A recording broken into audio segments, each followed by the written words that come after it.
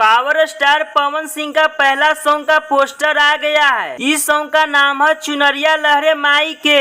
इस song को गाए हैं पावर स्टार पवन सिंह और एक्ट्रेस चांदनी सिंह। काफी जबरदस्त डांस किए हैं इस सॉन्ग में। भोजपुरिया फैंस को ये गाना काफी ज्यादा पसंद आने वाला है। चुनरिया लहरे माई के इस सॉन्ग में गीत दिए हैं आलम दिलशाद, संगीत दिए हैं Ajay Singh, digital partner global music junction. चुनरिया लहरे माई के इस सॉन्ग को कल सुबह 9:45 में पवन सिंह ऑफिशियल के यूट्यूब चैनल से रिलीज कर दिया जाएगा। यानी कि इस सॉन्ग को 25 तारीख के सुबह में रिलीज कर दिया जाएगा। आप लोग इस सॉन्ग को जरूर सुनिएगा। काफी ज्यादा हाई लेवल बजट का ये वीडियो सॉन्ग होने वाला है। इस सॉन्ग को ग्राउंड लेवल पे खूब ज्यादा बजाया जाएगा। आप लोग पावर स्टार पवन सिंह का फैन है तो इस वीडियो को दबाकर शेयर करें। फिर मिलते हैं अगले वीडियो में। आप सब बने रहें।